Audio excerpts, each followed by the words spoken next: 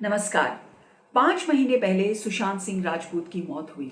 इस मामले ने इतना तूल पकड़ा कि क्या राजनेता, क्या अभिनेता और क्या ही मीडिया, सबने इस मामले को भुनाने की खूब कोशिश की। सुशांत की मौत को लेकर सीबीआई जांच की मांग उठ रही थी, इंसाफ की गुहार लगाई जा रही थी, सियासी पैंतरेबाजियां चल रही थी। लेकिन 5 महीने के बाद अब ऐसा लगता है कि बिहार के लोगों ने और वहां की पॉलिटिकल पार्टीज ने सुशांत सिंह राजपूत को भुला दिया है। पटना और मुंबई पुलिस के बीच खींचतान, बीजेपी और महाराष्ट्र सरकार के बीच घमासान, न जाने कितनी ही कंट्रोवर्सीज हो गई इस बीच। आखिर सुशांत बिहारी होने के नाते वहां के यूथ आइकन जो थे, नीतीश सरकार भी बड़े ही जोर शोर से मैदान में उतरी थी सुशांत के परिवार को न्याय दिलाने। पर अब सुशांत किसी भी पार्टी के एजेंडे में नहीं है, ना ही उस पर कोई चर्चा कर रहा है और ना ही रैलियों में उनका कहीं जिक्र है। लगता है मतदाताओं को भी अब सुशांत केस में कोई दिलचस्पी नहीं है। शायद सुशांत की मौत का मामला वहां की जनता के लिए बहुत ज्यादा इंपॉर्टेंट था भी नहीं। लेकिन हाँ, जनता से सीधे तौर पर जुड़े जो मामले हैं उन पर भी राजनीतिक पार्टियां ज्यादा कुछ बोल नहीं रही। चाहे मुद्दा शिक्षा का हो या हेल्थ का, ये दोनों ही मुद्दे रैलियों से बाहर हैं। पर क्या बिहार की जनता को ये जानना जरूरी नहीं है कि प्राइमरी शिक्षा या उच्च शिक्षा पर आने वाली सरकार का क्या रोडमैप होगा, क्या नीति रहेगी? हेल्थ सेक्टर में सरकार क्या करेगी? क्या एम्स जैसे बड़े अस्पताल बनाने के अलावा उनके पास हेल्थ सेक्टर पर कोई और रोडमैप है? ये तो हम सब जानते ही हैं कि बिहार में शिक्षा और स्वास्थ्य की क्या हालत है। राजनीतिक रोटी अपने अपने तरीके से हर पार्टी सेक रही है। रोजगार की बात सभी कर रहे हैं।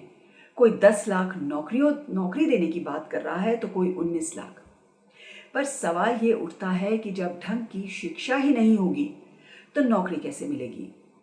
क्यों यहाँ की सरकारें शिक्षा पर ध्यान नहीं दे पाती? नीति आयोग के स्कूल एजुकेशन क्वालिटी इंडेक्स में बिहार 20 में से 19वें पायदान पर है।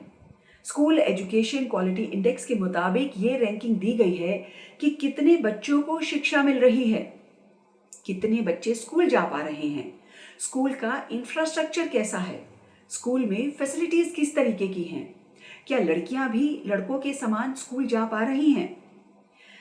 तो इस रैंकिंग से आप समझ ही गए होंगे कि बिहार में शिक्षा को लेकर क्या हालात हैं। ये सरकारी रिपोर्ट 2019 में आई थी।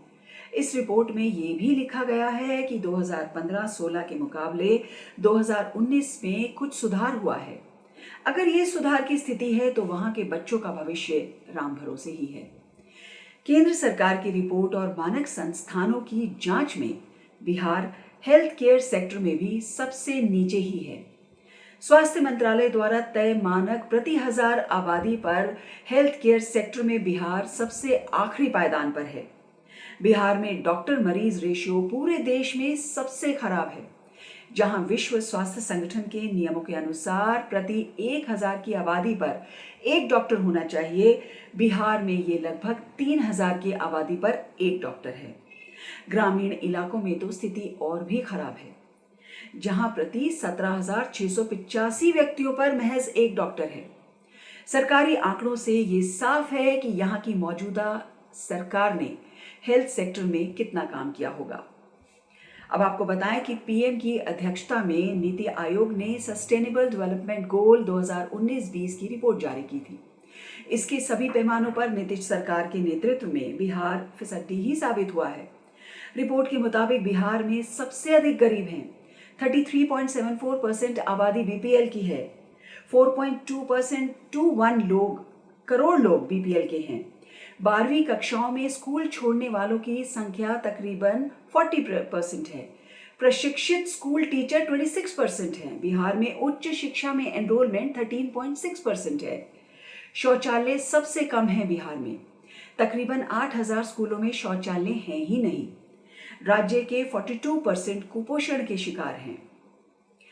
79% लोगों को आवास नहीं मिला है और राज्य के 50% घरों तक एलपीजी अभी तक नहीं पहुंचा है।